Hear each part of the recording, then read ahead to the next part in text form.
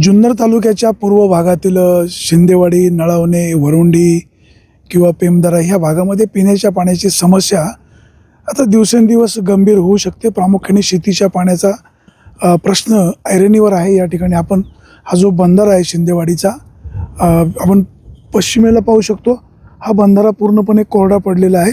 त्याचबरोबर पूर्वेला देखील हा बंधारा जो आहे हा पूर्णपणे कोरडा ठाक झालेला आहे। म्हणजे अगदी चिमणी कोकळी तरी तिला पहिलं पाणी मिळणार नाही अशी परिस्थिती आहे। देशाला स्वातंत्र्य मिळाल्यापासून या भागातील शेतीच्या पाण्याचा प्रश्न अनेक दिवस ऐरणीवर आहे, परंतु प्रशासनाकडून कोणतीही दखल घेतली जात नाही।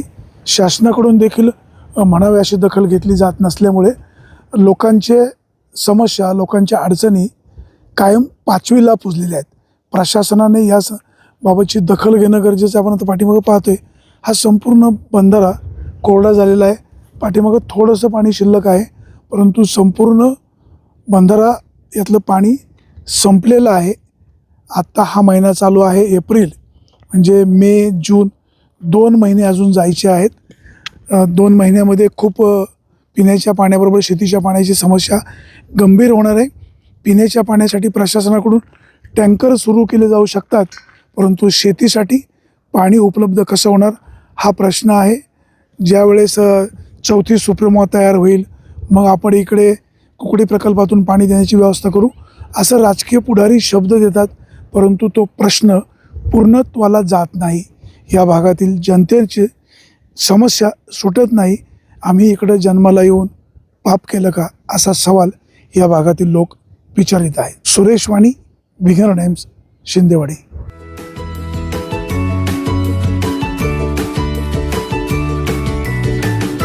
बातम्या शेतीच्या, बातम्या मातीच्या, बातम्या अन्यायाच्या, गुन्हेगारीच्या,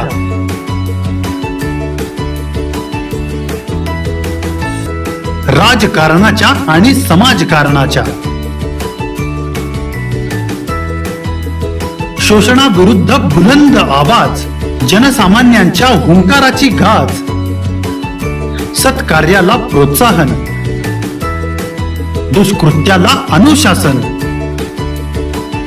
निर्भीड, निस्पृह, सडेतोड, बेधडक आणि रोखटोक म्हणजेच विघ्नहर टाइम्स। शोध बातमीचा, ध्यास सत्याचा।